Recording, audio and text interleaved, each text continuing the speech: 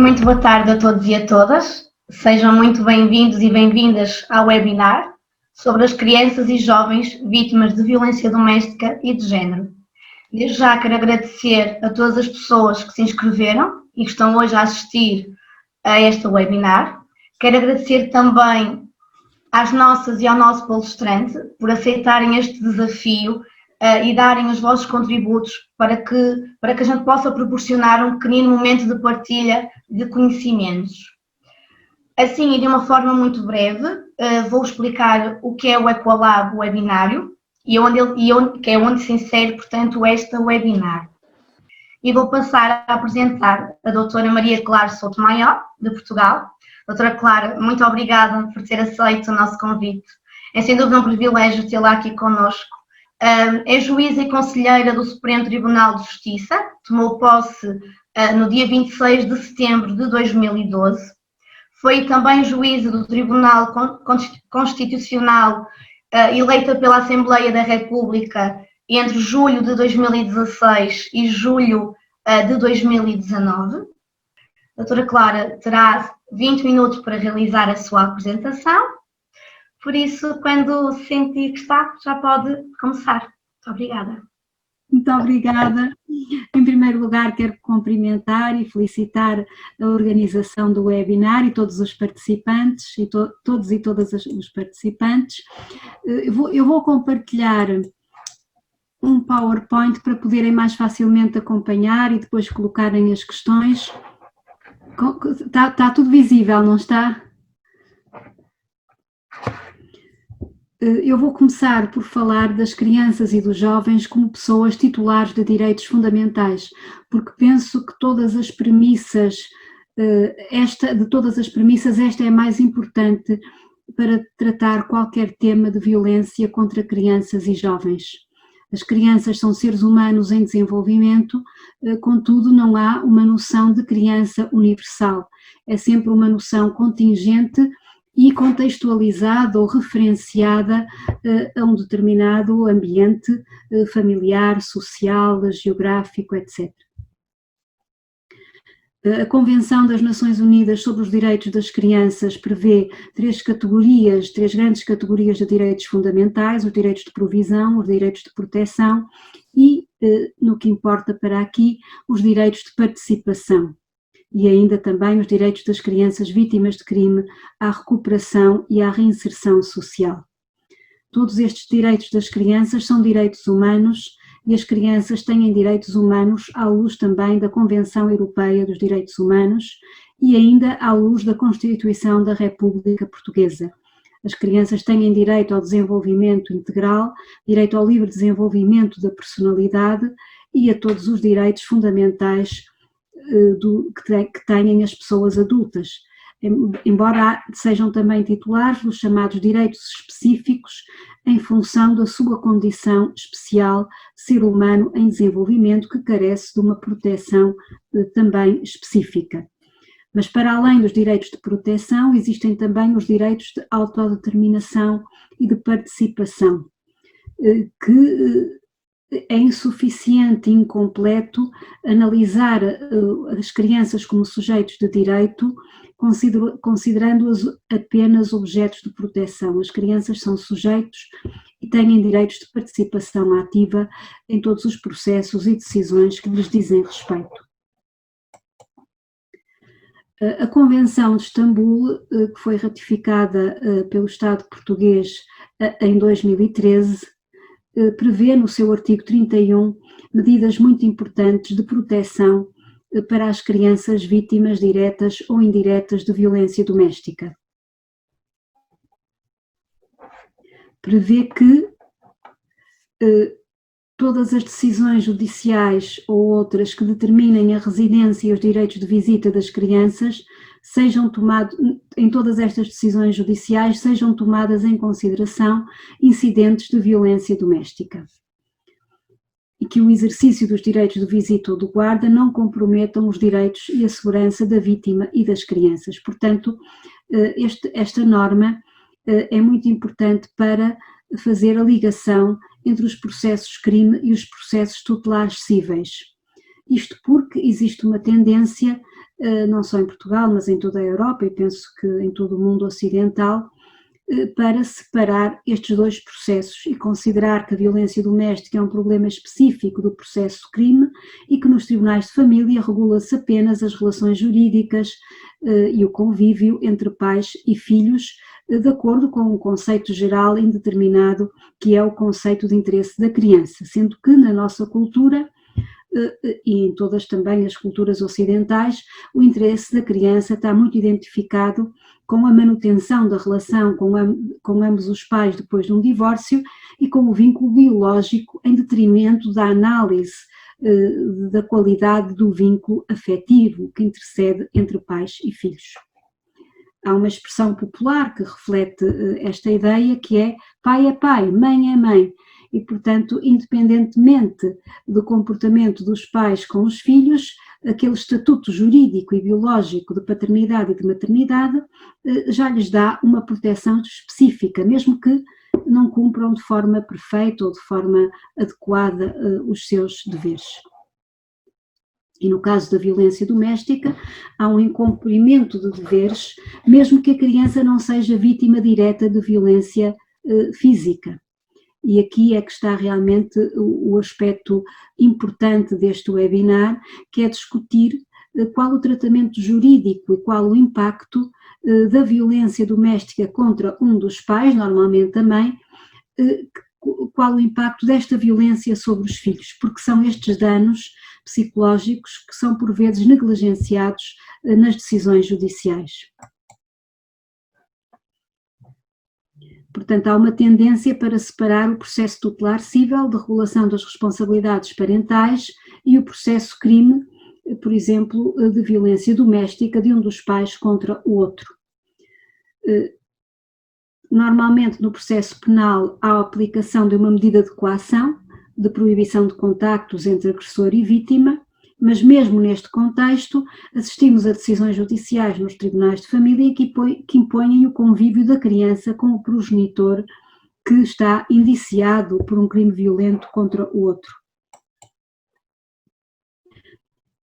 E aqui também é descurado o impacto que tem esta violência entre os pais sobre a criança.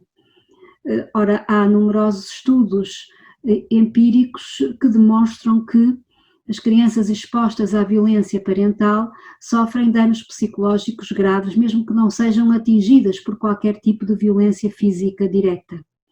E revelam, em virtude de assistirem a esta violência, problemas comportamentais, psicológicos, físicos e sociais, depressão, angústia, ansiedade, insucesso escolar, baixa empatia, déficit de atenção, baixa autoestima, nas crianças mais pequenas, enurese noturna. E aqui também há uma ideia feita que é quando as crianças são muito pequeninas, bebés, crianças de tenra idade, como não compreendem a situação, entende o senso comum, que ainda impera também em muitas instituições judiciárias e não judiciárias, que a criança, como não compreende, não sofre, apenas ouve um barulho, mas se os pais estiverem a discutir, a gritar-se, um a agredir o outro, isso não tem impacto porque a criança não compreende. Ora, a investigação científica denuncia que isto é um mito, porque quanto mais jovem for a criança, maior é o impacto da violência parental sobre ela. Mesmo que a violência, mesmo que não haja atos físicos de violência sobre a criança, ou seja, o cérebro da criança pode sofrer danos nessa fase irreversíveis, mesmo que ela seja um bebê, sobretudo se for um bebê, porque como está em formação, ainda apresenta uma enorme plasticidade e abertura, o que acontece é que qualquer dano no seu cérebro e no seu desenvolvimento pode afetá-la de forma irreversível. Por isso é que encontramos, por exemplo, nas escolas primárias, crianças que não aprendem na escola, que já estão marcadas por terem assistido à violência doméstica em idades muito baixas. E é um mito pensar que um progenitor pode ser violento com o outro e competente para cuidar dos filhos. É um mito que também muitas vezes se aplica nos tribunais, pensar o progenitor, o pai é violento com o seu cônjuge, com a mãe, mas é competente para cuidar dos filhos, leva-os à escola, estuda com eles, trata de algumas refeições. Ora bem, mesmo que desempenhe tarefas domésticas em relação aos filhos e de cuidado, havendo violência e provocando situações de violência, não é um progenitor competente para cuidar da criança. Porquê? Porque, desde logo, o maltrato de um dos cônjuges em relação ao outro é também um maltrato psíquico da criança, incluído no tipo legal de crime de violência doméstica. Portanto, a criança é também vítima de crime neste contexto. Por outro lado, é uma criança em perigo no seu desenvolvimento.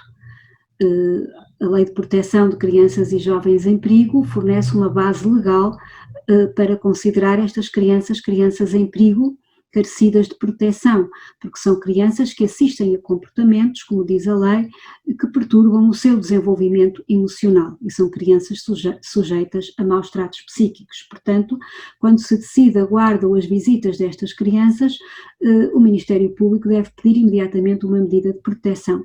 E vamos ver que, entretanto, a lei foi alterada em 2015 e em 2017 e que estipulou medidas que permitem a ligação entre o processo crime e o processo tutelar cível, para não caminharem em direções separadas e às vezes até incompatíveis. Nos tribunais de família temos testemunhos de mulheres reunidos num livro da Associação Portuguesa de Mulheres Juristas, que foi escrito pela jornalista Rita Montes, Vidas Suspensas, que denotam isto mesmo. E entre os variadíssimos testemunhos que temos, escolhi este sobre a terapia de ameaça nos tribunais de família. Quando as mães, que são vítimas de violência doméstica, pedem restrições do direito de visita, são confrontadas muitas vezes com ameaças de que lhes retiram a guarda dos filhos caso não assinem um acordo de visitas. Esta mãe diz o seguinte: e chegamos a acordo na regulação das responsabilidades parentais, depois do juiz me dizer que se não autorizasse as visitas me tirava a guarda das crianças. A técnica da Segurança Social insistiu na tese de que não tinha assistido nenhuma agressão, mas apenas um quadro de conflito entre os pais. Portanto, na verdade, a nossa situação atual é a seguinte: a violência doméstica é equiparada a um mero conflito nos tribunais de família e não é vista como um crime. As mudanças legislativas foram introduzidas na Lei 129/2015 e também na Lei, no Regime Tutelar Cível 141/2015 e na Lei 24/2017. Algumas dessas mudanças prevêem expressamente, quando há num processo crime a aplicação de uma medida de coação em relação a um dos pais, prevê-se a possibilidade de serem suspensos os direitos de visita do agressor. Prevê-se também a possibilidade destes direitos de visita serem supervisionados.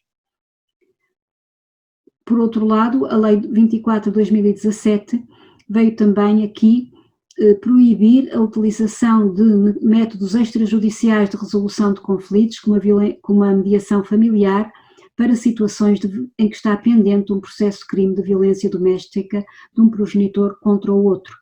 Portanto, nestas situações, se há um processo de regulação das responsabilidades cíveis pendente, em simultâneo, neste processo não se pode recorrer à mediação. Por outro lado, prevê-se também meios de comunicação entre os tribunais de família e os tribunais penais, mas mesmo esta legislação está já em reformulação para aperfeiçoamento.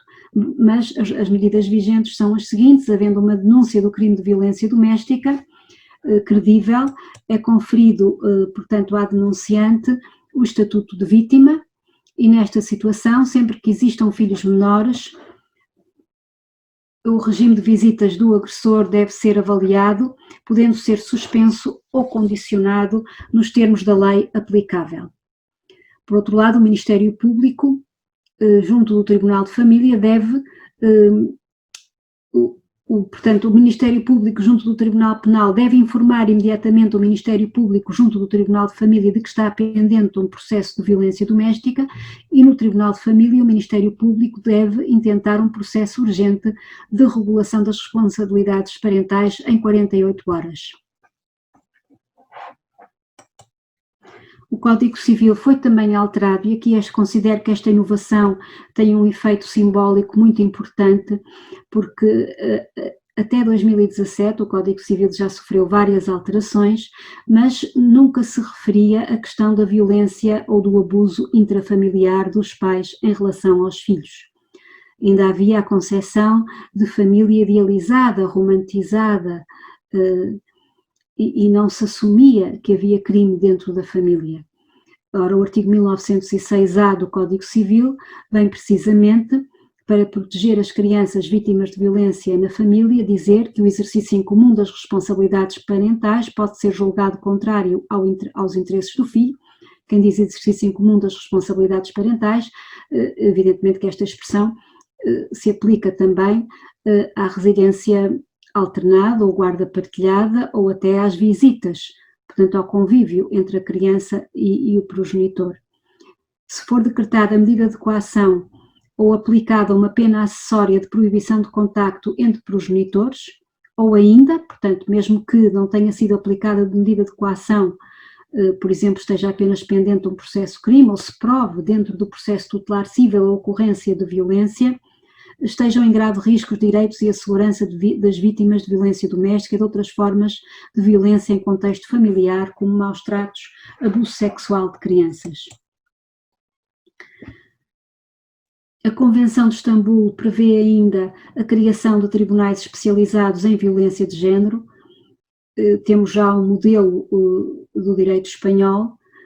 Aqui em Portugal não temos tribunais especializados para determinadas matérias, porque tal solução seria de constitucionalidade duvidosa em função de algumas normas constitucionais que proíbem a criação de tribunais para matérias específicas, fora dos casos previstos na Constituição. Já esteve em discussão a possibilidade de criar tribunais especializados de competência mista, crime e família, para que esta ligação seja garantida e até a regulação das responsabilidades parentais e a questão criminal sejam decididas no mesmo processo.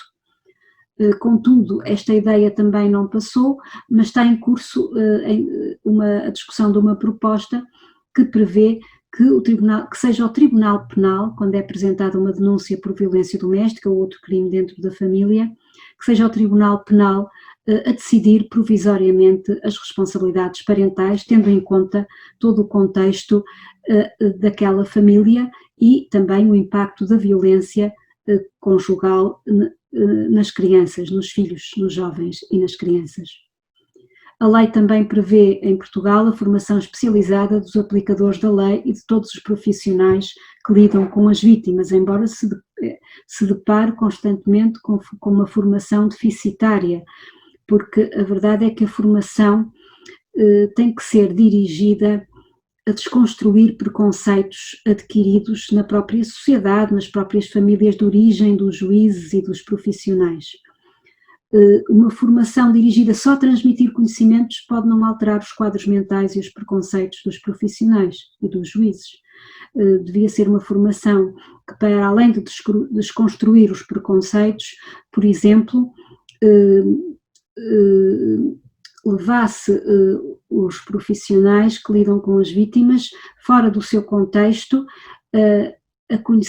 a dialogar com pessoas que foram vítimas de abuso sexual na infância ou que foram vítimas de violência doméstica ou que assistiram à violência parental. Só ouvindo testemunhos de pessoas já adultas ou jovens adultos que possam explicar é que realmente se consegue alterar os quadros mentais dos decisores. Por último, o Tribunal Europeu dos Direitos Humanos tem uma vasta jurisprudência sobre os direitos das crianças através de uma interpretação atualista das normas da Convenção, que desenvolve o conteúdo dos direitos, identifica esse conteúdo e que a partir dos artigos 3º e 8º, da proibição da tortura e da proteção da vida familiar, deu um contributo muito grande para a evolução da legislação europeia e para a prática judicial na área do direito da família e das crianças, no direito penal e na proteção das crianças.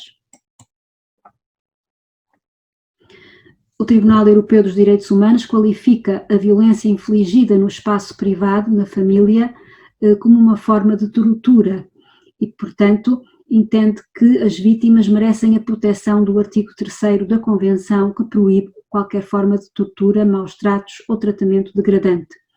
Por exemplo, há casos em que, se uma mulher pede medida de coação, já houve estados condenados porque os tribunais não lhe concederam a medida de coação, e a recusa em emitir uma ordem de proteção ou uma medida de coação contra o companheiro e agressor, se demonstrar que está fundada em concepções estereotipadas e preconceituosas e discriminatórias, o Estado é culpado da violação da Convenção Europeia dos Direitos Humanos. Porquê? Porque não cumpriu o seu dever de proteção efetiva das vítimas. Também relembro aqui um caso que foi apresentado nas Nações Unidas, na CEDAW, na Comissão de Combate a todas as formas de violência e discriminação das mulheres, um caso ocorrido em Espanha, em que uma mulher que se divorciou e tinha uma filha de 7 anos, pediu restrições do direito de visita durante muito tempo nos tribunais de família, que no início lhe foram concedidas, mas depois foram levantadas e a criança passou a ter um direito, portanto, um regime de convívio normal, sem qualquer vigilância, com o progenitor, que um dia a assassinou, com 7 anos, numa altura em que a mãe tinha um novo companheiro, e ele, inclusivamente, disse à ex-mulher que vou-te tirar aquilo que tu mais gostas. E, portanto, aqui as Nações Unidas recomendaram ao Estado espanhol que procedesse a uma reparação e compensação da vítima, que investigasse as causas de fracasso dos tribunais e dos serviços públicos na proteção da mãe e da filha e que prevesse um conjunto de medidas efetivas e apropriadas para proteger as vítimas e também formação especializada e obrigatória para juízes e outros profissionais. Claro que estas decisões são apenas recomendações, não são vinculativas. Já a jurisprudência do Tribunal Europeu dos Direitos Humanos gera obrigações para os Estados e vinculações, portanto, e as decisões podem ser e são executadas.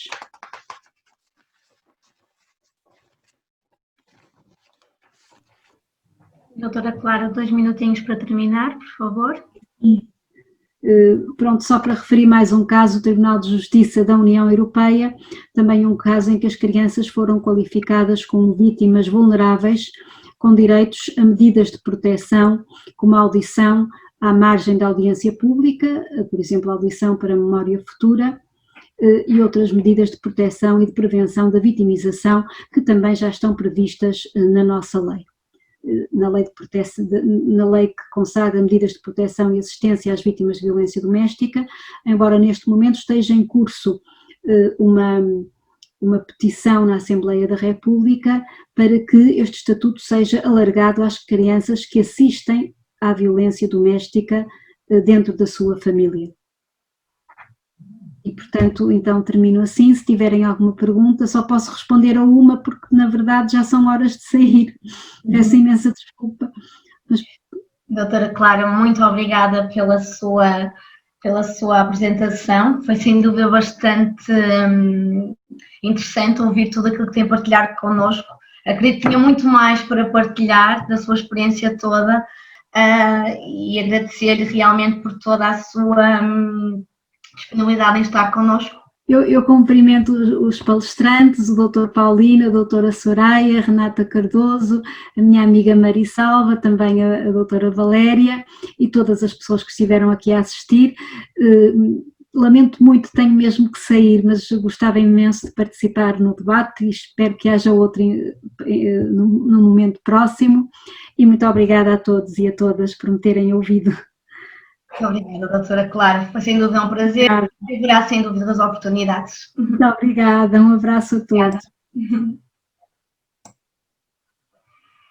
Bem, iremos então prosseguir com a nossa webinar e neste momento, portanto, vou passar a apresentar o Dr. Paulino Vaz Muniz, que vem de Cabo Verde, Em primeiro, quero-lhe agradecer muito o facto de ter aceito o nosso convite. Será, sem dúvida, mais um bom contributo de uma outra realidade para a nossa webinar. É membro da direção da rede Laço Branco Cabo Verde, onde foi secretário-geral. A Rede Laço Branco é um movimento de homens e rapazes que lutam pelo fim da violência baseada no género. Foi fundada por um grupo de homens das mais variadas áreas de formação e de atuação. Caracteriza-se pelo forte engajamento na promoção da igualdade de género, pelo fomento de alianças com outras instituições e organizações da sociedade civil que se posicionam a favor dos direitos humanos e contra as desigualdades de género e todas as suas manifestações, especialmente contra a violência baseada. E relembro também aos participantes e às participantes que poderão deixar as vossas questões para o debate e que o debate será realizado então no final das apresentações. Dr. Paulino, pode então, quando quiser, começar a sua apresentação. Então, muito boa tarde. E fico contente por ter sido convidado para participar neste webinar. E enquanto Rede Laço Branco e também pelo ICEG me ter indicado, e para trazer a experiência de Cabo Verde, aquilo que eu vejo e aquilo que eu vivencio no dia a dia, e enquanto professor, enquanto animador, formador, sociólogo, e trazer um pouco disso. Rede Laço Branco é um movimento de homens, rapazes e da sociedade civil, como bem disse, que surgiu em 2010 e escolhemos por trabalhar 3 grandes áreas, porque a Rede Laço Branco está dentro de um movimento internacional, Laço Branco, e aqui em Cabo Verde escolhemos trabalhar 3 grandes áreas. A primeira grande área é a questão da violência baseada no género, para trabalharmos junto dos homens e rapazes e no sentido de sensibilizar para a questão da violência e violência baseada no género. A questão da paternidade e cuidado, que é uma segunda grande área do nosso trabalho, e chamar a atenção aos homens, pais, para que assumamos melhor a nossa paternidade.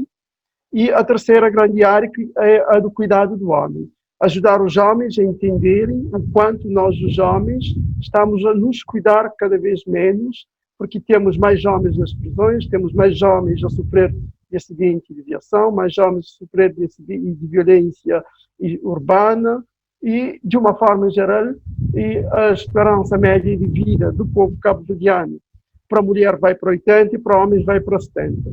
Por quê? Porque as questões sociais de género fazem com que nós, os homens, morremos cada vez mais cedo.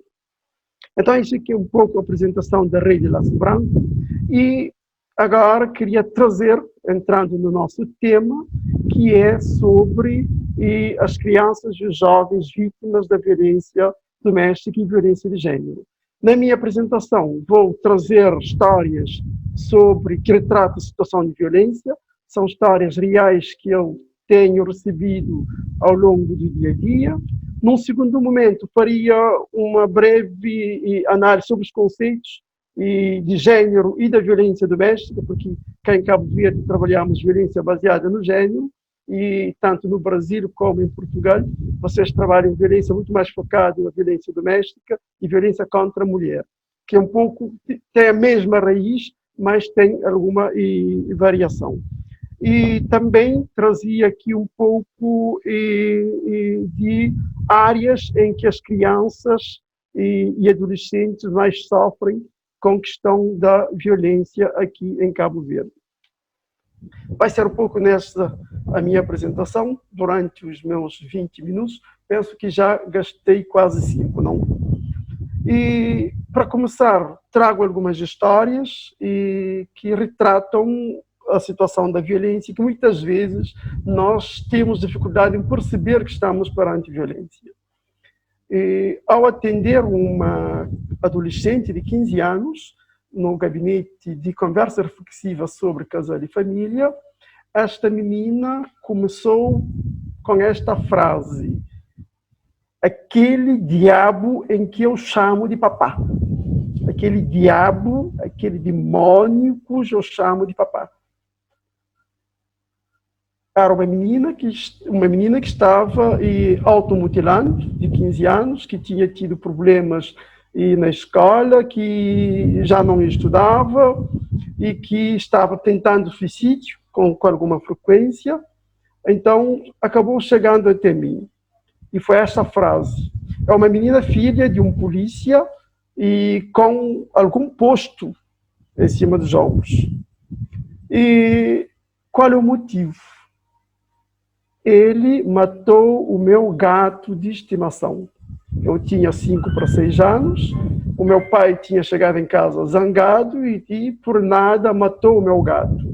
E ao matar o meu gato, o meu pai não soube, não deu conta que me matou juntamente com o meu gato, a minha alma.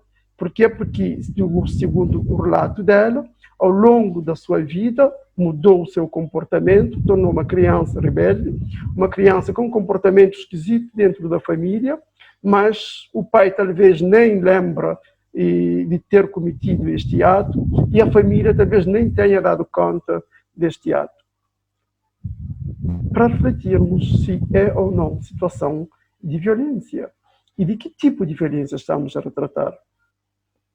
Uma outra situação, um rapaz, e numa das conversas comunitárias no Dia do Pai que eu fiz no Centro de Internamento de Crianças em Conflito com a Lei, e ao falarmos de paternidade, um rapaz meio calado, de cara fechada, começou a sua frase: eu tenho vontade de ver alguém a matar o meu pai. Eu tenho vontade de ver alguém a dar a descarregar balas sobre o meu pai. E se alguém não o fizer um dia, quando eu for homem, talvez eu faça. Então ele contou a sua história. O pai não havia lhe agredido, mas desde a infância ele via o seu pai a maltratar a sua mãe. Ele via o seu pai a agredir a sua mãe. Ele via o seu pai a violentar a sua mãe. E ele, não tendo força para reagir, mas carregou tudo isso.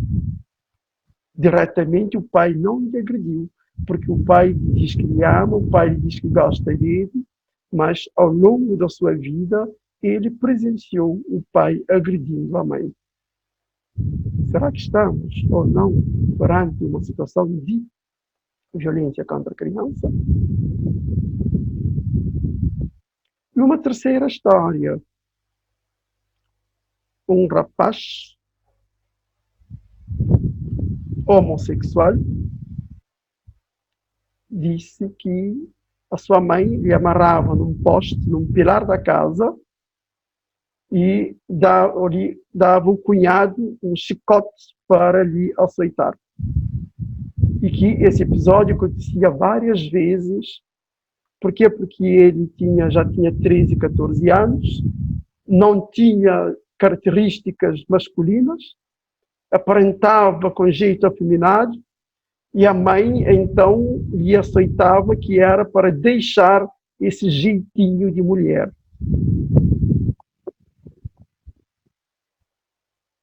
Três histórias de situações que acontecem no espaço da casa, da família, entre pessoas que se amam. Eu quero que a gente reflita sobre isso. Será que estamos falando de violência contra a criança? De que forma essas violências acontecem?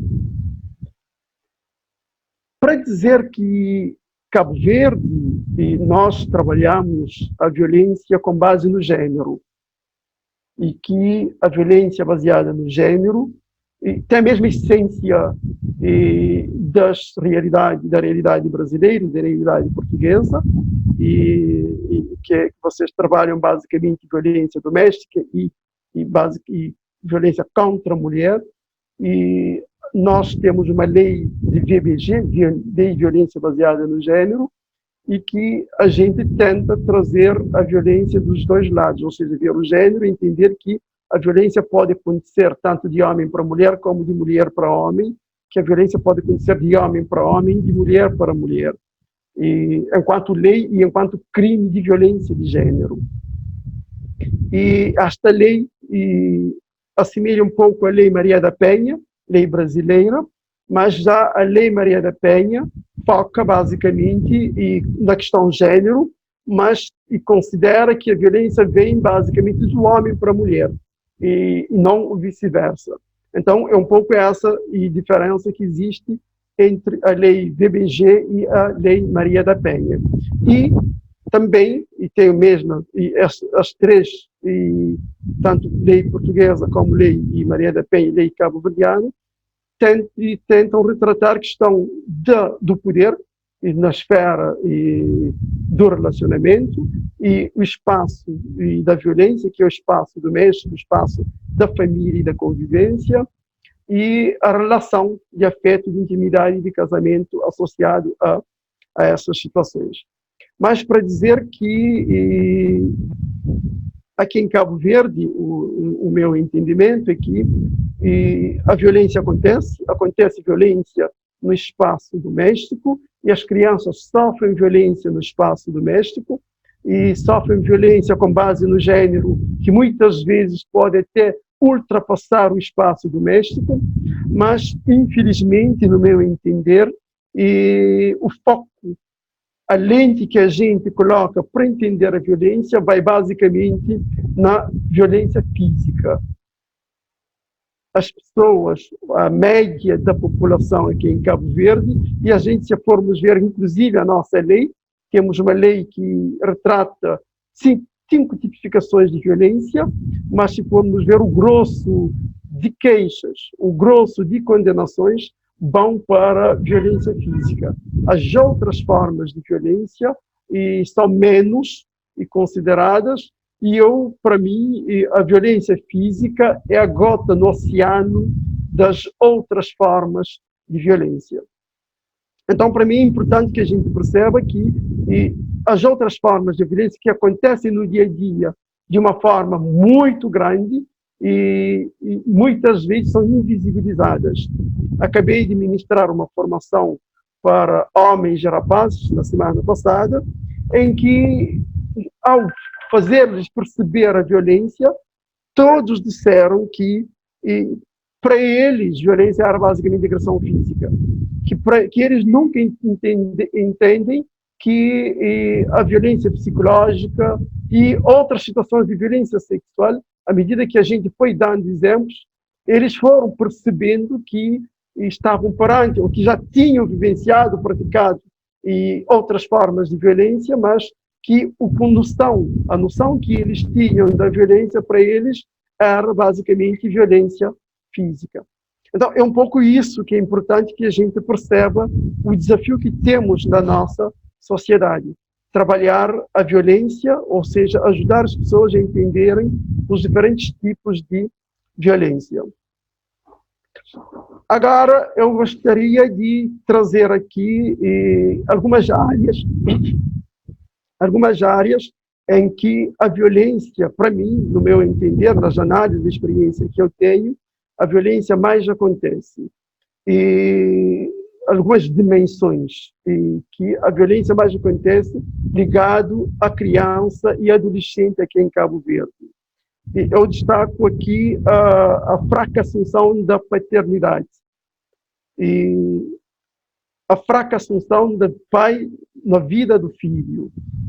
Porque se formos entender a violência, o conceito de violência em si, e definindo a violência como todo ato ou situação em que uma pessoa, ato ou situação em que uma pessoa usa a sua posição para fazer com que o outro sofra, com que o outro não se sinta bem, então, muitas vezes percebemos que a violência acontece não só por ação, mas sim também a violência pode acontecer por omissão.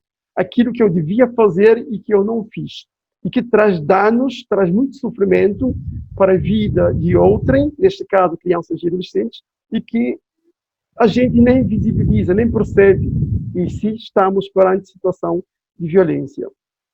Quando eu digo fraca assunção de paternidade na vida da criança, do pai na vida da criança, aqui em Cabo Verde, dados estatísticos nos dizem que a volta de 55% das crianças aqui em Cabo Verde não vivem com o pai, criança de 0 a 18 anos, E esses mesmos dados nos dizem que a volta de 13% a 14% de crianças não têm registro do pai no seu documento de identificação. São danos, e isso, toda essa situação traz danos emocionais grandes na vida dessa criança, que vai tornar homem e mulher carregando traumas, carregando problemas causados pelo facto do pai não ter participado na sua vida. Eu tive o privilégio de participar na campanha Meu Pai, que é uma campanha a nível nacional, promovida pela Comissão dos Direitos Humanos aqui em Cabo Verde, no ano 2013 e 2014. Eu tive o privilégio de participar nessas conversas, promovendo conversas reflexivas junto de homens, rapazes, e nas escolas, em todos os municípios do país, para entendermos o grau de sofrimento que a ausência do pai traz na vida da criança, mas muitas vezes eram homens e mulheres de 30, 40, 50 anos, ao refletirem sobre isso, mostrando o quanto até ainda carregavam sofrimento pelo facto do pai não ter participado na sua vida. Então, é esta dimensão que a gente precisa entender o quanto isso é uma violência. A violência sexual, que é uma outra realidade do mundo e que Cabo Verde não foge à regra, e que é algo que acontece muito na nossa sociedade. Várias pessoas com quem eu tenho falado nas conversas reflexivas sobre casal e família, nos encontros comunitários, muitas vezes acabam relatando que foram vítimas de violência sexual. E o pior é que muitas pessoas percebiam que a violência sexual era basicamente a penetração do pênis na vagina. E outras formas de violência sexual, muitas vezes, é invisibilizado pela sociedade. E são algo que a gente precisa trabalhar, precisa entender. A questão da violência sexual contra meninos e rapazes, que também é invisibilizado. Por quê? Porque temos muitos casos de rapazes, de homens com quem eu trabalho, que se gabam que na sua infância tinha uma mulher adulta que brincava sexualmente com ele, mas sem percebendo o dano que isso trouxe para a sua vida. E dados que existem, o estudo feito na nossa prisão, cadeia central, com homens condenados por crimes de violência sexual, e a volta de 30% desses homens declararam que na sua infância haviam sido vítimas de violência sexual e que provavelmente isso esteja na base de eles virem a replicar essa violência. Assédio sexual, que é uma outra violência que acontece de que maneira e que às vezes é invisibilizado com as nossas crianças e adolescentes. Eu tenho promovido várias conversas comunitárias nas escolas, retratando esse tema e outros. Às vezes, dou exemplos de situações de violência em que alunas dizem, não, muitas vezes eu percebo que quando o professor de educação física vai me endireitar a minha postura durante o exercício, que aquele toque ultrapassa o limite. Então, são sinais de que a pessoa está ultrapassando o limite e que é sinal de assédio. E crianças que dizem, eu tenho dificuldade em passar na rua tal porque lá tem rapazes que me dizem que me fazem isso, que me chamam disso, daquilo. E que isso traz danos, mas que para a sociedade nós não visibilizamos isso como assédio e não visibilizamos isso como violência. E também questão de vítimas indiretas da violência. Muitas vezes, a história que eu trouxe no início, muitas vezes a criança que presencia situações de violência na sua família são vítimas dessa violência, carregam essa violência e que, infelizmente, a sociedade e a família ainda não percebem o quanto essa violência traz danos.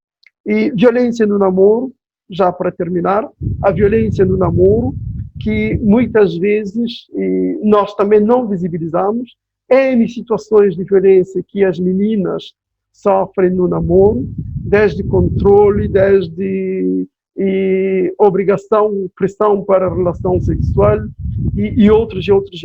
Eu me lembro de ter trabalhado um caso, numa das formações, tinha uma pesquisadora que veio da Europa para fazer uma pesquisa de mestrado aqui em Cabo Verde, e ela tinha dito, e na formação tinha questionado, alguém aqui já sofreu alguma forma de violência? Ela disse, não, eu nunca. Mas à medida que eu fui dando exemplos de violência, ela disse, não, eu sofri sim. Ela passou a dizer, mas por quê? Porque não tinha percebido que era violência. Então, são situações de violência que acontecem de que maneira na nossa realidade também. E, para fechar, a questão da alienação parental.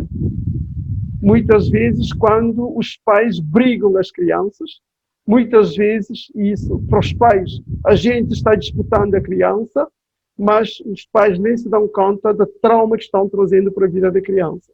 Muitas vezes, quando outros adultos de referência na família, os avós e tios, e não se dão bem com o pai ou com a mãe, e às vezes o falar sobre a criança, em cima da criança, na presença da criança, falar mal do outro na presença da criança e outras situações e que trazem danos na vida da criança sem se aperceberem. Então, é um pouco isso o que eu tinha para trazer. Muito obrigado. Dr. Paulino, muito obrigado. Foi sem dúvida aqui muito bom perceber, portanto, realmente a realidade toda que existe em Cabo Verde e temos um pouquinho mais de conhecimento sobre a forma como as coisas lá acontecem. Agradeço-lhe imenso o seu contributo e agora, portanto, iremos ver qual será, portanto, a realidade no Brasil e vou então passar, portanto, a apresentar a doutora Soraya Araújo, portanto, que vem do Brasil. Em primeiro, quero agradecer o facto de ter aceito o nosso convite. Vai ser mais aqui, portanto, novamente um privilégio ter alguém que nos vai partilhar um pouco da realidade, que é da realidade brasileira. Então, é psicóloga no Centro de Referência de Atendimento à Mulher em situação de violência. A doutora Soraya tem 20 minutos para fazer a sua apresentação e quando quiser pode iniciar. Ok, primeiro eu quero agradecer, é com imenso prazer que eu participo dessa relação dialógica, né, assim, até que a gente ainda não se falou, nem Clara, nem Paulinho, mas já deu para ver né, a relação que já tem entre o que Clara estava colocando e o que o Paulinho está colocando e o que eu vou, né, fazer agora para conversar com vocês aqui nesse período que eu tenho de tempo. O que é importante que eu vejo dessa história é que a Clara chamou de desconstruir o preconceito, né? Depois Paulinho foi falar desse processo da invisibilidade do que é violência, e é um pouco do que eu vou falar, né? Eu vou falar especificamente da pesquisa que eu fiz, né, nesse centro de proteção, que chama PAEF, que é voltado para crianças e adolescentes que sofrem violência e vão ser acompanhadas nesse serviço. Mas dentro dessa tônica mesmo de que muito das relações violentas que se tem, elas são muito naturalizadas, e esse é um dos processos que a gente tem aí por viver numa sociedade desigual, né, que transforma a diferença em desigualdade. Então, agora eu vou compartilhar com vocês a apresentação em PowerPoint, para não me perder, né, ficar assim, depois também para dar tempo para a gente fazer o debate, né. Então, né, a minha defesa de mestrado, e aí são as contribuições do feminismo negro interseccional, no estudo da violência contra meninas, isso que foi no PAEF, em Florianópolis. Florianópolis fica no estado de Santa Catarina, né, no sul do Brasil. E aí que eu fiz né, sendo psicóloga, fiz um serviço social e com minha orientadora, a Luciana Patrícia Zucco, que está aqui em forma também desse estudo que fizemos juntas, né. Então, o objetivo dessa pesquisa era compreender a influência de gênero, raça e classe na produção da violência contra meninas, a partir da realidade das famílias atendidas no PAEF de Florianópolis. E aí, por que, né, que eu fui querer estudar essa questão dessa relação de gênero, classe e raça nessa pesquisa? E aí, das afirmativas que se fizeram questões na realidade do serviço, porque eu passei de 2012 a 2017 trabalhando lá. Então, foram a necessidade prática que me levou a fazer essa pesquisa. E aí, sabe-se, e repetidas vezes se escuta que as meninas são as maiores vítimas de violência, as que mais... Deixa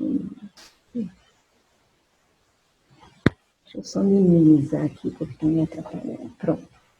As meninas são as maiores vítimas de violência, as que mais sofrem violência sexual, que os autores de violência são majoritariamente homens, quase todos familiares ou conhecidos, que a população atendida é, em sua maioria, da classe popular, são poucas as famílias negras que acessam o serviço, e aí, ao invés de apenas repetir essa caracterização, como se dissesse, é assim que as coisas são no serviço de proteção PAEF, né, eu passei a me perguntar por que isso acontece? Que relação existe entre violência, gênero, raça e classe?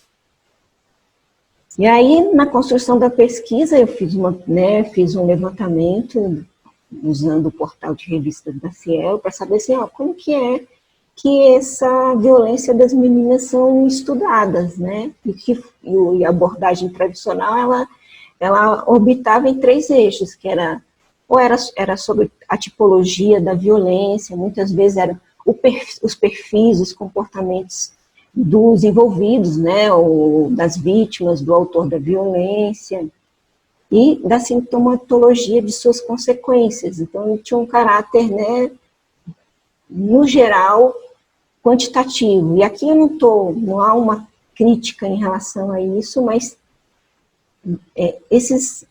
essa forma de abordagem, que acaba sendo qualitativa, ela acaba sendo insuficiente. Era isso que eu falava, não, quero fazer um outro tipo de pesquisa. E aí que eu, quando fui procurar onde que eu vou, e aí compreendi a violência contra as meninas a partir da perspectiva interseccional do feminismo negro. E aí eu usei autoras, né, como Gonzalez, como Carneiro, Hux, Ribeiro, que são, né, a Gonzalez e a Carneiro e a Ribeiro, que são brasileiras, e peguei, né, a Angela Davis, Lorde, que é dos Estados Unidos. E aí, por quê, né, dessa análise interseccional? Porque é uma possibilidade de analisar a violência a partir de seus elementos constitutivos, como, por exemplo, raça, classe, gênero, de forma articulada, interrelacionada e combinada, né, com uma análise das múltiplas dimensões que envolvem o fenômeno da violência, que é política, que é subjetividade, que é econômica, que é cultural, né, que é exatamente capturar esse processo relacional da violência, né. E aí parte da perspectiva de que a violência, ela é estrutural, ou seja, ela é como parte dos processos de socialização, das relações sociais que estabelecemos e constitui subjetividade, a cultura, a política, o direito, que inclusive é por isso que muitas vezes ela acaba nem sendo identificada como tal, né? Ou seja, e aí eu defino de forma genérica o que é violência, toda ação, pensamento e sentimento que reduz a outra pessoa à condição de coisa, objeto. Aí, o que significa dizer que raça, classe e gênero são construções sócio-histórica cultural, ou seja, ser menina, negro, negra, pobre, rica, é um processo na relação, é uma relação, não é uma essência. E aí, como que a gente faz isso, né? Poxa, identificar a violência como estrutural, como o exercício da gente saber e capturar essa compreensão, né? Que é o exercício de compreender a violência como estruturar-se e fazer a pergunta: o que conta como humano? O que se valoriza como humano? Aqui a gente vai ver que o racismo, o machismo, o classismo são marcadores chaves para se compreender essa associação, essa sociedade desigual e hierárquica em que vivemos, né? Isso aqui, inclusive, né, essa questão histórica, para ver até como a violência ela é institucionalizada e quanto ela muitas vezes significou, né, usurpar riquezas. Né? Isso aqui ainda é recente, é de 1953, quando existiam os zoológicos humanos, né, que era para legitimar isso aqui em Bruxelas, aí para a criança e, né, os habitantes lá, moradores, né, que era um zoológico mesmo, vendo a criança, né, essa aqui é uma criança africana, né, uma menina negra africana. E aí essa imagem é a síntese, escolhi porque a imagem retrata a síntese colonizadora de um processo que desumaniza para usurpar a riqueza, que coisifica o outro, a outra, né, que é o padrão de humanidade e sua regra desigual. Né? Sabemos que há uma hierarquia muito bem definida, onde o homem branco, heterossexual, rico, figura no topo do topo, e que as mulheres e crianças encontram-se na base. E se você ater-se à base, na base da base, encontram-se as meninas negras e pobres. E aí, vou falando, né, que as crianças e mulheres historicamente foram tratadas com violência dentro de casa, né, só recentemente tornou-se um problema público, se você for pegar pela história, né. E aqui eu cito algumas questões aí do aspecto legislativo brasileiro, né, que crianças e adolescentes só foram considerados sujeitos e sujeitas de direitos e tornaram prioridade absoluta, isso com o ECA, 29 anos atrás, né. E a Lei Maria da Penha, que tem pouco mais de 13 anos, né, e que antes até vigorava um Código Civil, de 1916, em que era claro essa questão de que as crianças e as mulheres eram propriedades do pai, do marido, né? Porque essa questão é também para situar que a violência é isso, não é só daquelas meninas que estão vivendo isso, não, mas é de uma sociedade que essas violências que essas pessoas vivem, elas nos alertam que, na verdade, a gente tem que fazer um movimento também, cuidar delas, mas mais do que isso também é fazer um movimento de mudança de um projeto novo de sociedade. Né? E aí a escolha pela interseccional não se limitou a um instrumento para desenvolver pesquisa, mas foi também para possibilitar uma leitura mais ampla, né? E aí eu falo como que foi feito esse estudo, né? Eu peguei os prontuários do serviço, foram 323 que eu li, desses 51 já apresentavam essas características da interconexão e dessas questões raça, gênero e classe muito bem definidas, e daí eu escolhi uma forma de fazer esse movimento, como que eu ia apresentar esses resultados, e a melhor forma eu entendi que significava transformar, pegar esses prontuários a partir e transformar não, mas a formatação, ou seja, a forma de apresentar era uma forma de narrativa, dessas histórias das violências que as meninas viviam, né, encaminhada para lá para o serviço de proteção. Porque quando elas param, é um processo de acompanhamento, então a ideia era capturar, né, era pegar essa dinâmica, é para exatamente essa coisa tão clara, enquanto o que Paulinho diz, que é um processo relacional, né, então ela tem que ser, muitas vezes, realmente pegar nessa dinâmica para se dar, até para se desconstruir esse processo de naturalização.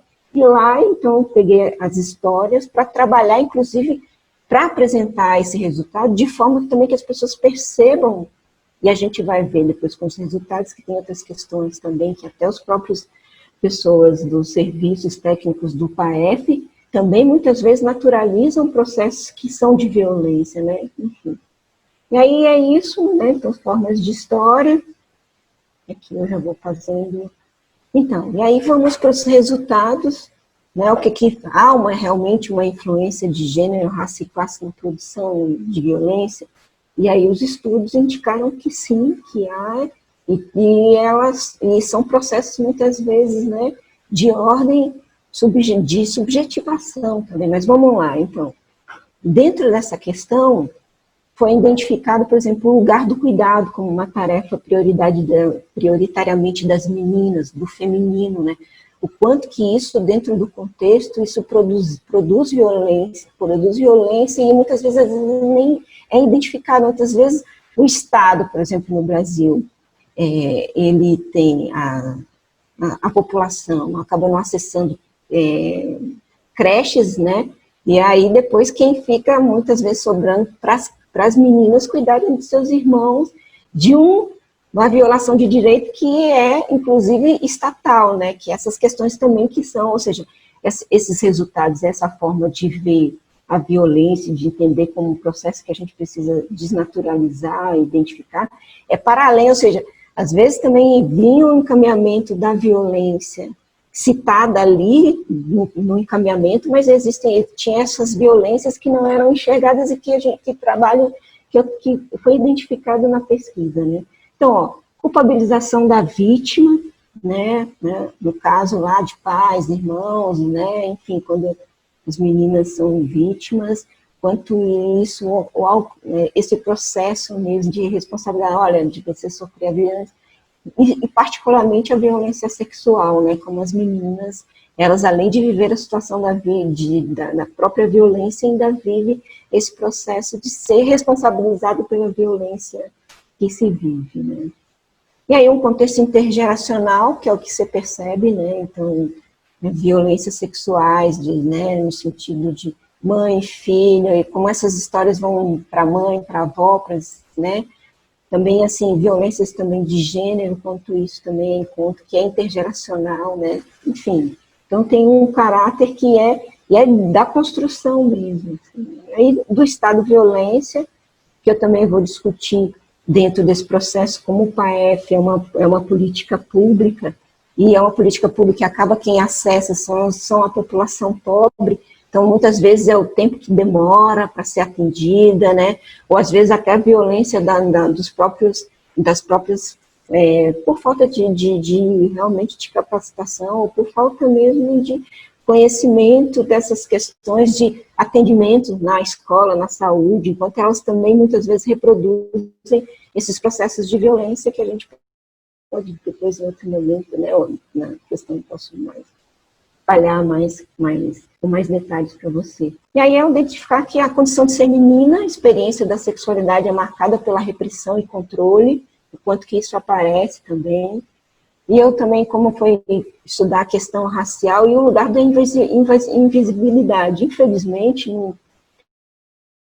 no serviço do PAEF, existe até esse processo, essa categorização para identificação mesmo do perfil dessa população. Dentre elas tem a questão racial, mas praticamente não é preenchido esse dado, né, inclusive porque das indicações que se tem um grupo que mais sofre violência dentro dessas questões, são meninas negras, enfim, mas isso não aparece. Dos 323 relatórios pontuais que eu estudei, apenas um que falava concretamente de uma questão racial. Então, tem uma invisibilidade aqui e um apagamento que é perigoso, né, no sentido, inclusive, de que isso, né, é um dos recursos opressivos mais funcionais em relação à questão racial. E aí, aí vamos já para as considerações finais. A pesquisa apontou para a relação entre os processos de socialização e subjetivação das meninas e as situações de violência, né? A intergeracionalidade na recorrência de todos os tipos de violência, em particular o sexual, foi um fator marcante nos acompanhamentos analisados, né? Os dados evidenciam claramente a perpetuação da violência que passa de geração para geração, de avós para as mães, para filhas, para netas. E aí, né, o material empírico identificou os prejuízos advindos do trabalho infantil no exercício das atividades de cuidado da família e de sua naturalização, né? A condição de ser menina e o processo de culpabilização das vítimas na comunidade, na família, nessa questão da repressão, que eu já disse aqui. O silêncio também aparece como um papel de destaque para as filhas, mães, é a verdade, a experiência de uma tragédia pessoal que vai silenciada, né, assim. Aí, e aí, Pesquisar a violência contra meninas partindo de uma perspectiva que focalizou a confirmação estrutural desse evento significou traçar um trajeto diferente do que é visto na literatura especializada. Assim, buscou ampliar o escopo de abordagem desse fenômeno, saindo do enfoque tradicional de caracterização do quadro epidemiológico da vítima, dos autores, para uma leitura de sua dinâmica relacional, das práticas desenvolvidas pelos profissionais do serviço para a produção, o contexto e as motivações que envolvem a violência, né?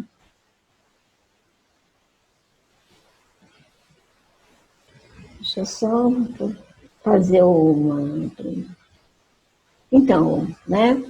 Todos os caminhos sobre a violência contra meninas no estudo desembocam na objetivação de seu corpo, no exercício de destituí-lo de sua humanidade e caracterizá-lo como uma posse, um território a ser colonizado, controlado e reprimido. Um objeto que não pode desejar, que não pode ser, né? As experiências da sexualidade são marcadas pela restrição, né? Que tem um efeito psicológico complementar de internalizar o objetivo, inclusive internalizar isso, né? É como se as meninas elas tivessem que conviver desde cedo com a condição de ser mulher, mesmo sendo crianças e adolescentes, porque acaba que esse movimento, ele, das histórias das meninas,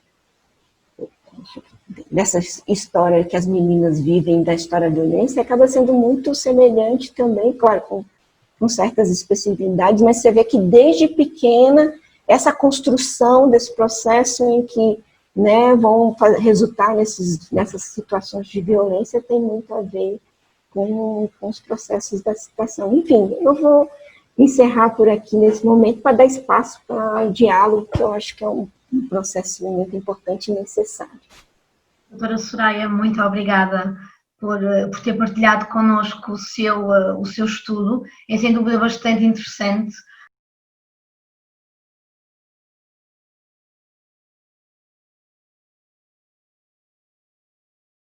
Portanto, temos aqui um comentário para o Dr. Paulino, basicamente a agradecer, e portanto a Gabriela diz que foi muito interessante este tipo de exposição com o relato de casos, refere que gostou muito e questiona se o trabalho com a educação sexual em Cabo Verde é regulamentado. Dr. Paulino, pode-nos esclarecer aqui esta questão? Não sei se o Dr. Paulino está a ouvir. Sim. Ouvir, estou a ver. Já estou a ouvir e já está a ver. Ok, e muito obrigado pela questão. Aqui em Cabo Verde, a questão da educação sexual acontece e é regulamentado, porque Cabo Verde tem assinado praticamente quase todas as convenções internacionais sobre esta matéria, sobre a questão do género, também que trabalha questões das meninas. No dia 11 deste mês, com alguma, celebramos o Dia Internacional da Menina, que é uma data para refletirmos sobre a situação das meninas no mundo e em Cabo Verde. E temos várias instituições que trabalham a educação sexual, nomeadamente Verdifam, a Associação de Promoção da Família, e o Rede Laço Branco também trabalha este tema, Morabi, e o ICA, que é o Instituto da Criança e do Adolescente, tem promovido várias conversas sobre este assunto. Mesmo a CCS-SIDA, que é a entidade que trabalha para questões ligadas ao VIH-Sida, também tem trabalhado a educação sexual nas escolas e nas comunidades de uma forma em geral. E há várias iniciativas de refletir sobre esse tema, inclusive de levar para pré-escolar, creches, e temas sobre educação sexual. Obrigado. Obrigada, Dr. Paulino, por nos ter esclarecido aqui esta situação. Tenho aqui, portanto, também uma questão agora para a doutora Soraya. Então, a Gabriela de Carvalho diz assim: Soraya, acreditas que a Conferência Estadual dos Direitos da Criança e do Adolescente de 2020 pode contribuir para um processo de consciencialização da violência contra as crianças e adolescentes? Acredito que sim, né? Os vários espaços que a gente tem para dialogar, para trabalhar essas questões, e até isso, né, de ter esses espaços, como um espaço como esse, né, em que a gente, que é o que Paulinho também está falando assim, olha, né, falando da violência psicológica e ao mesmo tempo como é que você vai concretizando esse processo e vai relacionando, olha, isso tem a ver com gênero, isso tem a ver com raça, isso tem a ver com classe, né, e isso mesmo, assim, então, e ao mesmo tempo constituir isso, que a gente entender também que as violências com crianças, elas são transversais, né, então cada vez que quanto mais tem esses espaços para diálogo, e mesmo porque compreendendo que a gente vive as violências, um dos grandes processos que foi dito aqui nas 3 falas, é desnaturalização da violência. E é um processo que você só faz quando você tem esses espaços, e além do mais, não é só esses espaços, é pensar diferente da forma como foi feita também essa forma a questão de ver a violência, né? Então tem esses processos, então, quanto mais se fala desconstruindo, desnaturalizando, e também assim levando para a pessoa se tocar que isso é um estranhamento, olha, ele sabia que isso é violência, né? Como é que você faz? Então, porque na verdade, esse processo de construção, elas, embora estão situadas na gente, que a gente está falando de espaços em que a gente está como técnico, psicóloga, e tem as vítimas, mas isso é um processo das nossas relações, né? Então, é um processo que a gente tem sempre que estar de olho, fazendo movimento. As relações saudáveis são processos de conquistas. Então, e aí faz isso. Então, há pouco tempo que a criança foi vista como sujeito de direitos, né? Que a mulher tá. Então, você vê que é um processo de fazer um processo de desconstrução mesmo dessa objetificação que tem feito e que durante muito tempo fez desse sistema, alguns que valem mais, outros que valem menos, né? E aí fazer esse movimento também significa processo de autonomia e processo democrático, né?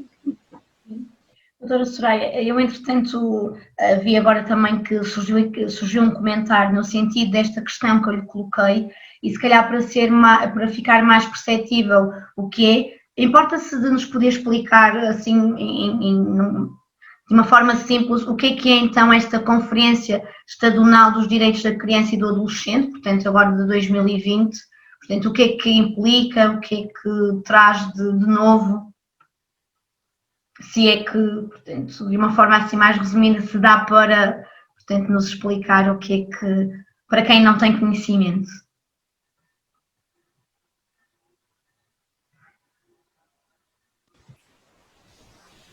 Pois então, resumido, eu até falei, achei que eu estava falando resumido, né? Mas pelo jeito não foi entendido, assim. Então, tem essa importância de diálogo, de discussão, de pensar novas possibilidades. Então, é um movimento de parar para pensar e pensar estratégias concretas do que fazer, como fazer, né? Desde conceitos à construção mesmo, né? Bem, é isso, resumidamente. De uma forma bastante resumida. Muito obrigada, doutora Soraya. Agora aqui, portanto, para o doutor Paulino, portanto, aqui mais uma questão, portanto, da Renata Cardoso. Ela refere: doutor Paulino, agradeço os casos partilhados e desejo maior sucesso nas intervenções no terreno para esclarecimento real, compreensão e prevenção das diversas vertentes da violência. Portanto, eu penso que aqui é mesmo só um comentário, portanto, a agradecer toda a partilha, portanto, ao doutor Paulino. Entretanto, também a doutora Marisalva também refere que foi bastante interessante estas perspectivas trazidas pelo doutor Paulino sobre a realidade de Cabo Verde. Vamos ver então se há aqui mais alguma questão. Portanto, aqui para a doutora Soraya, portanto, a Natália refere isto no seu comentário: excluir esses dados de raça e de género como no serviço do PAEF implica muito também nesse tratamento de dados para a construção de políticas públicas efetivas. O preenchimento correto dos prontuários ajuda a conhecer mais o público e assim a pensar ou repensar novas políticas. Não sei se a doutora Soraya quer acrescentar aqui alguma coisa a este comentário, portanto, que a Natália partilhou, portanto, que refere que se calhar o preenchimento correto dos prontuários ajudaria melhor a compreender, portanto, ou a repensar aqui estas novas políticas. O que é que tem a dizer? Então, essa é uma pergunta fundamental, assim, no sentido, eu até agradeço com a possibilidade de fazer isso, porque a gente precisa pensar que não é simplesmente o preenchimento de um formulário. Essa é uma estrutura opressiva dentro das questões raciais. Isso aí é capaz de definir quem morre e quem vai viver. Uhum. Então, não é um processo disso. Então, se você não identifica que isso é uma característica que precisa ser considerada, que precisa ser pensada, e é bem dentro desse processo, que é bem isso, assim, eu reconheço que acabou que a gente não fez um estudo, né, como deveria, já que não existe, ou seja, é tão opressivo que tem até o apagamento inicial, então é uma coisa que você tem que parar para pensar e falar isso, olha, isso, como disse o próprio Paulinho, disse, quando você negligencia, isso é violência, e você está falando de um espaço estatal, isso é violência, isso é bem isso, então isso é historicamente construído, então é um processo que tem que parar, inclusive, isso não foi à toa. Por que eu fiz essa pesquisa? Exatamente para ter esse segundo momento que é de discutir, levar essas questões de gênero, raça e classe para pensar com essa equipe do PAEF, porque também, assim, esse processo da desconstrução foi um processo que eu fui construindo na minha ação e nos estudos, assim, uma necessidade de compreender o quanto que isso é naturalizado. Então, realmente, isto não é simplesmente um preenchimento de formulário, isso define hierarquias de vida, né? Muito obrigada, doutora Soraya. Tenho aqui também, portanto, um comentário da Renata Cardoso para a doutora Soraya, que diz: obrigada pela partilha do estudo realizado, que demonstra o quão semelhantes são as questões com que se debatem os nossos países. É bem verdade, Renata, realmente foi bastante interessante. Penso que não há assim mais nenhuma, portanto, questão tenha sido colocada aos nossos palestrantes, por isso quero eu agradecer imenso que realmente a vossa, portanto, prestação e todo o conhecimento que partilharam connosco. Queria também relembrar e pedir que façam, portanto, os participantes e as participantes, por favor, respondam ao nosso questionário de avaliação, que deve neste momento já ter aparecido aí no chat o link para darem a vossa opinião sobre esta webinar. É muito importante para nós que realmente partilhem, portanto, aquilo que acharam. Bem, para podermos terminar esta webinar, e entretanto também relembro que se houver alguma questão, surgir alguma questão, alguma dúvida, estamos disponíveis para poder, portanto, para poder responder. Podem sempre enviar as vossas questões pelo e-mail do Ecolab ou mesmo pelo Facebook da Associação Projeto de Criar, e iremos, portanto, ter todo o gosto de poder responder algumas das dúvidas e mesmo os nossos palestrantes também. Bem, quero então agradecer a todos e a todas o facto de terem participado, aos nossos palestrantes por terem, portanto, também proporcionado este momento de partilha. Esperemos poder contar convosco na nossa próxima webinar, que será a última e que vai decorrer no dia 27 de outubro, e que terá no mesmo horário, também às 19 horas, e terá o tema de avaliação e gestão de risco em situação de violência doméstica. Mais informações sobre esta webinar serão disponibilizadas no site da Associação Projeto Criar ou também nas redes sociais, por isso, se tiverem interesse em participar, nós teríamos todo o gosto, portanto, em tê-los e tê-las novamente connosco neste momento de partilhas. Por isso, assim, agradeço e me despeço e espero que em breve possamos nos estar novamente e reunir para voltarmos a ter outro momento de partilha.